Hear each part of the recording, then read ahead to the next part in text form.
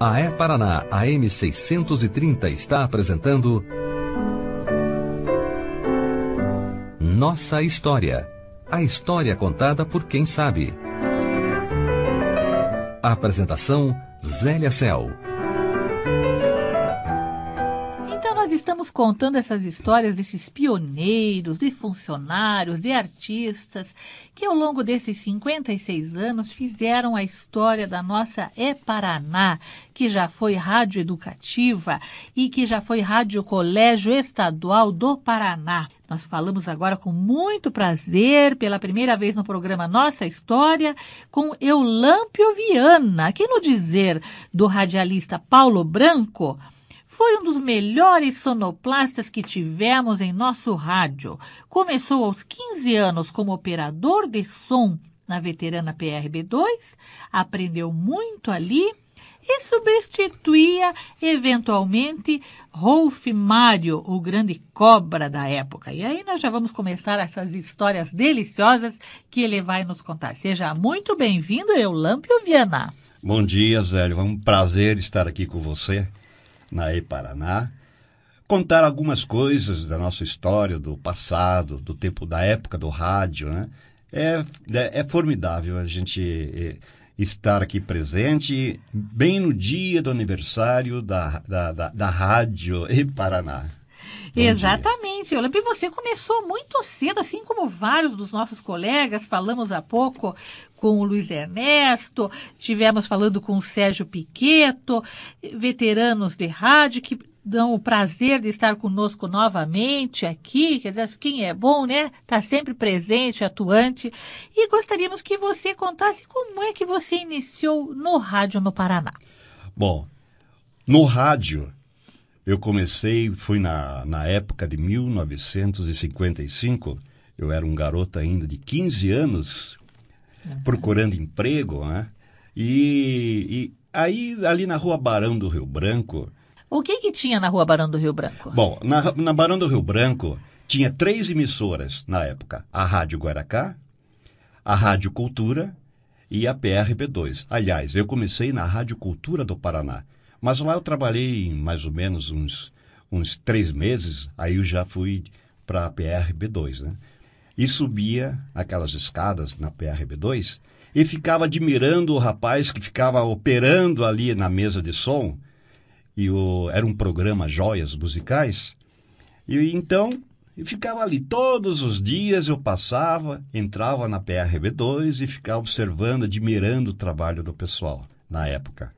E aí eu me encontrei como estava dizendo, com Graças Guimarães, perguntou quem eu era. Eu falei, eu trabalho ali do outro lado, na Rádio Cultura. Você não quer trabalhar conosco? Pois não, é com todo o prazer. E foi ali que eu comecei. Menino de uma vez, né? Menino de uma Gurizão.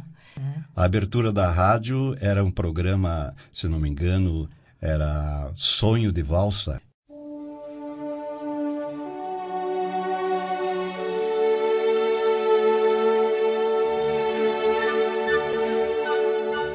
Com já o falecido, já nos deixou há muito tempo, Sérgio Fraga. Somente valsas, aquelas valsas Strauss, bonitas, né? Linda, né?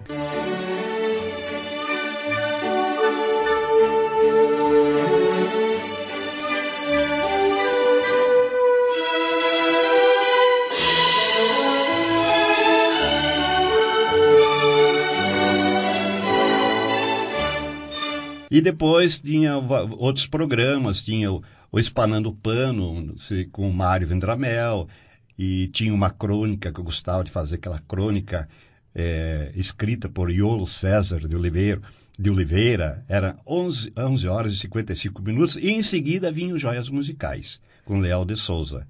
Eu fui me adaptando, fui me criando ali dentro da rádio, e até futuramente, depois mais tarde, me tornei um sonoplasta na falta do Rolf Mário, que eu também o admirava muito. Ele era sonoplasta e operador ao mesmo tempo. E quando ele tinha, não me lembro que dia que foi, ele ficou doente. E naquele dia eu estava entrando para fazer meu horário, que seria às 10 horas da manhã. Aí o Bano Basto falou, Eulâmpio, olha, não tem operador aqui, você que vai fazer a novela. Ah, eu tremi. Imagino. Totalmente, fazer novela? Sim, senhor, não tem ninguém que faça aqui, tudo bem. Aí ele me deu o roteiro, eu fui na discoteca, comecei a me preparar para fazer das 10 da manhã até às 13 horas que entrava essa novela, né? Uma novela das 13 horas, que é dirigida pelo Ivo Ferro, né? E ele era durão na época. Como era o nome da novela? Não me, eu sei que Só pelo amor vale a vida, não? Não. Foi uma novela, foi uma das primeiras novelas que eu fiz. Eu sei que não consigo me lembrar. Só pelo amor vale a vida eu fiz também. O horário dele era 10 horas da manhã. Bom, aí, no caso, a primeira vez quando eu fui sentar na mesa, eu tremia que nem uma vara verde. Faço ideia. Bom, eu vou contar uma passagem, só não vai dar risada. Vou tentar. E era um casamento. Um casamento, lógico, óbvio que você vai colocar um fundo musical, né? O fundo musical da marcha nupcial. Marcha nupcial. Bom, não foi a marcha nupcial que realmente aconteceu. Você se atrapalhou. Me atrapalhei. Aonde que ficavam essas músicas? Era tudo no mesmo disco? Como é que ficavam? Era tudo no mesmo disco, no acetato, por exemplo, são várias faixas. Tinha a marcha fúnebre, outra marcha militar e a outra marcha nupcial. Quer dizer, você então você já ia num ponto certo ali para colocar a música que estava marcada para ser colocada, né? E naquele tempo não tinha replay, né? Não, era ao vivo mesmo. A cores ao ali, vivo né? mesmo. Então, o que acontece? Aconteceu, né? Bom, aí em seguida... Você colocou qual marcha? Em vez da nupcial? A marcha fúnebre. A marcha fúnebre. Bom, e aí eles iam fazer uma viagem em seguida de avião. E esse avião ia cair no mar. Quer dizer, precisa ver o pepino que estava nas minhas mãos. No mar, foi de avião. Bom, a entrada do avião foi tudo bem. E depois? Não aconteceu mais nada. O barulho de mar, como é que vocês faziam? Não ficou barulho de mar, encerrou a novela ali mesmo. O pessoal teve que imaginar, sei lá. Aí eu pensei, pronto, agora estou na rua, né? Mas ficou um silêncio total no estúdio, era o Ivo Ferro, o Sival Martins, Mário Vedramel, Lourdes, Maria, grandes nomes que eu trabalhei, né? Mas pensei, não vou mais fazer novela. E não. Tentei, tive uma outra oportunidade, me saí bem. Aí, quando o Rolfo Mário voltou, ele se recuperou, que ele estava doente, aí eu então resolvi, porque eu era muito ágil na mesa de som. Isso é importante. Então, o que acontecia? O Rolfo Mário, ele preparava a sonoplastia e entregava para mim e eu executava. Por exemplo, quando o nome saía sonoplastia de Rolfo Mário e sonotécnica de Eulâmpio Viana, quer dizer, eu era o operador. E assim foi indo. E como é que você foi para a rádio Colégio Estadual, então? O Colégio Estadual, eu trabalhava no Canal 6 e tinha uma pessoa muito admirável que para mim ele foi o pai do rádio, para mim. E, então, a Rádio Estadual, ele deu no início, lá na Colégio Estadual. Ela tinha que se mudar para um outro local, ali na praça, Travessa da Lapa? Na Travessa da Lapa. Foi o primeiro endereço depois do Colégio Estadual. Exato. Esse, Então, ele estava montando lá. Ele estava com pouca gente no trabalho. E eu, como trabalhava no Canal 6, o Aloysio Finzetto me pediu gentilmente, Eulâmpio, você poderia fazer um horário até arrumar uma outra pessoa que eu substitua, tal, isso aqui, tal. Não tem problema, eu vou lá com todo prazer.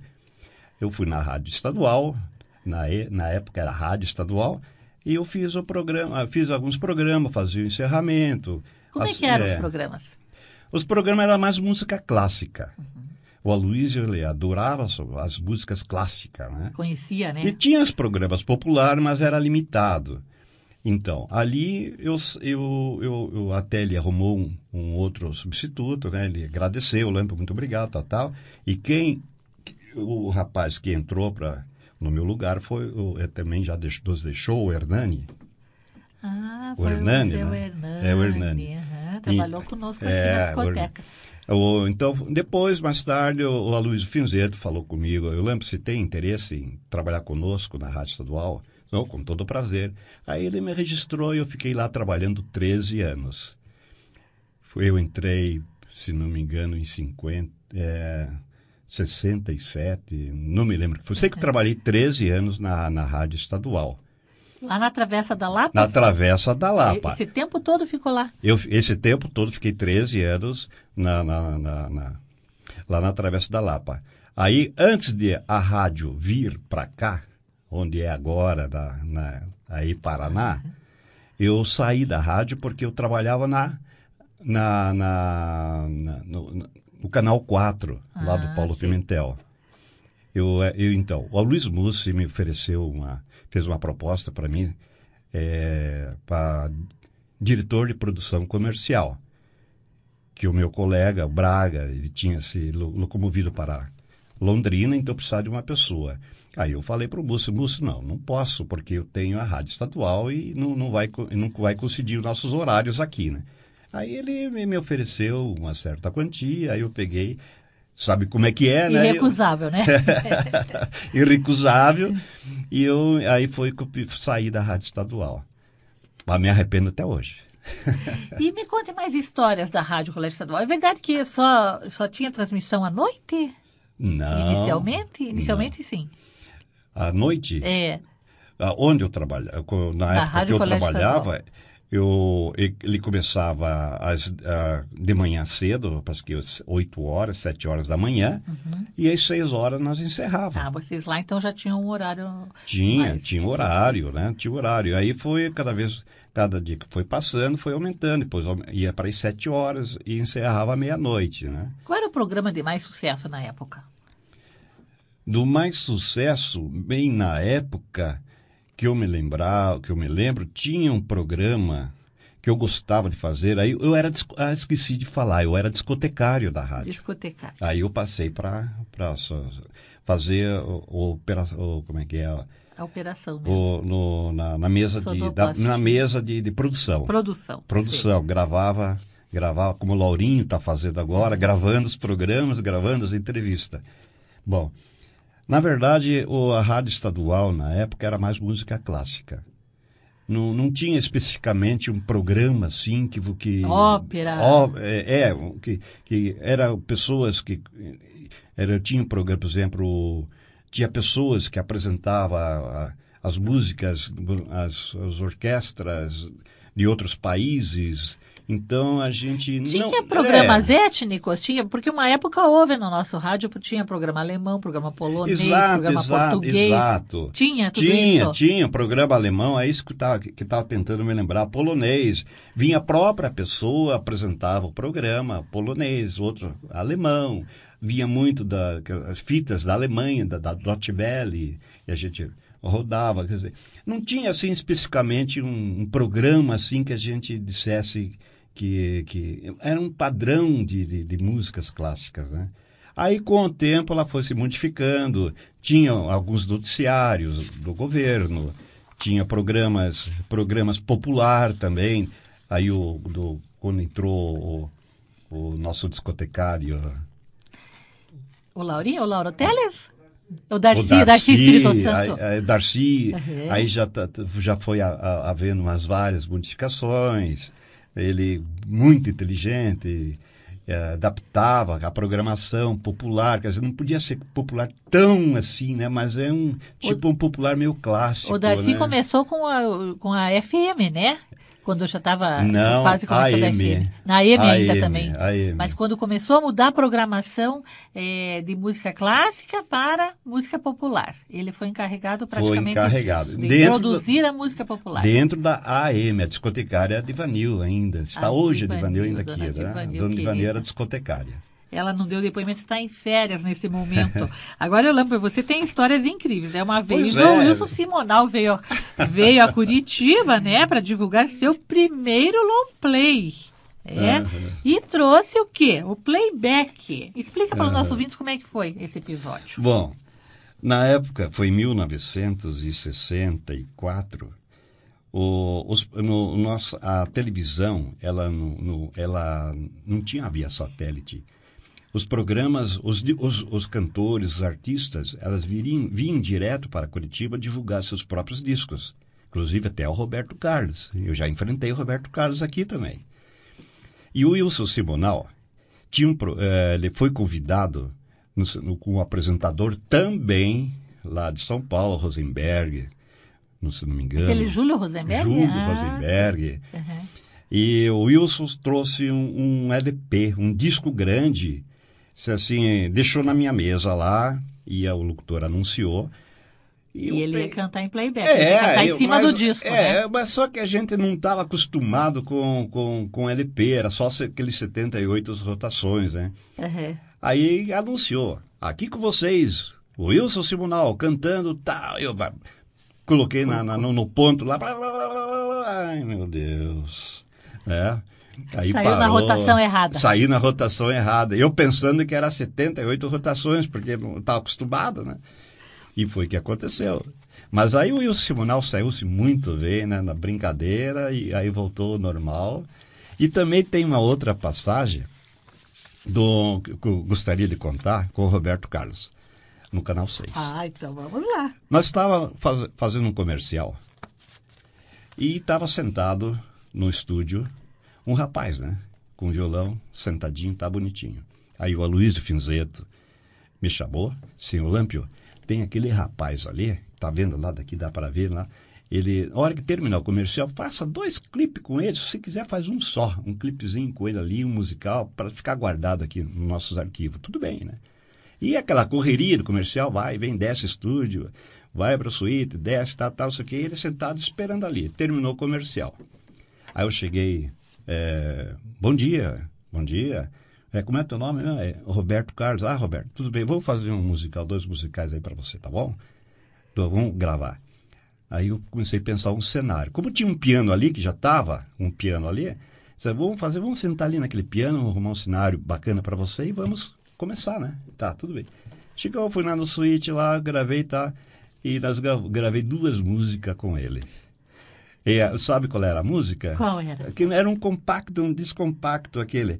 Meu Cadillac, Bibi. Do Calhambeque. Meu Calhambeque. E depois o outro lado é aquela música que ele assobiava, né? Não quero ver você triste assim. Tá, tudo bem. Gravei, beleza, se despediu. Olha, tá ok, tá guardado aqui a fita. Quando tiver uma oportunidade, a gente pega e solta no ar. Eu trabalhava na Rádio Independência, fazia a abertura da Rádio Independência, e tinha um programa com o William Sade. Ele quebrava o disco na hora ali, né? Eu era operador de som da Rádio Independência. Era o comando do Jair de Brito.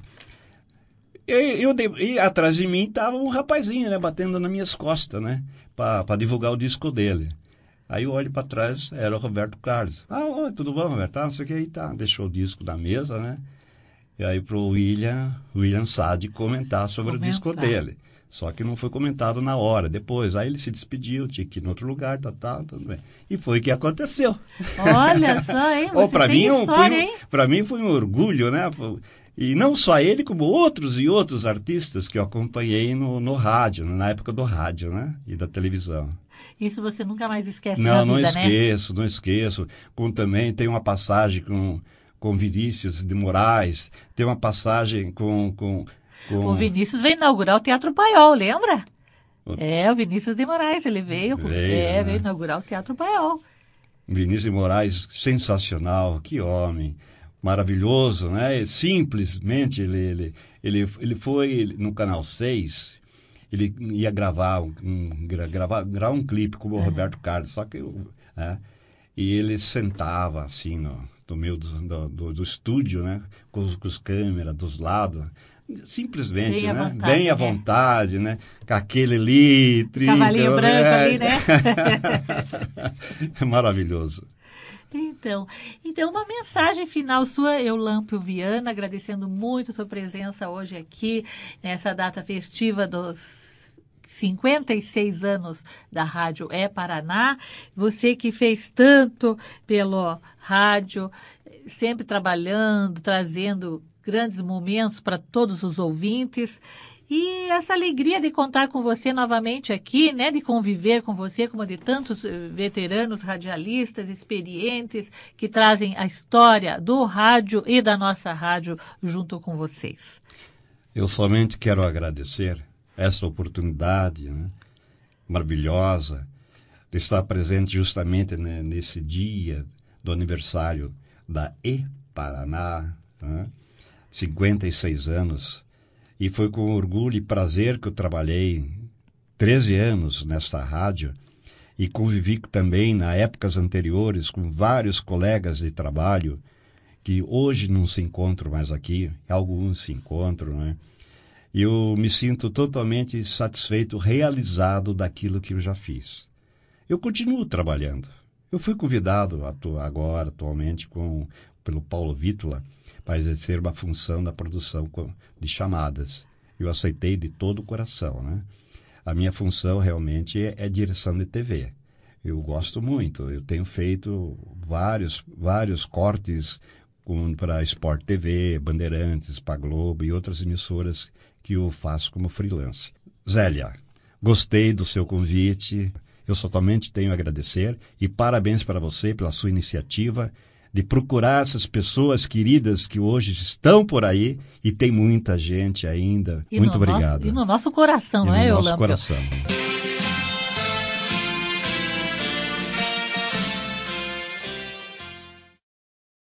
Fitei teus olhos, ouvi teus lábios a murmurar, tão grande quanto o céu, o mar e a terra é o meu amor por ti.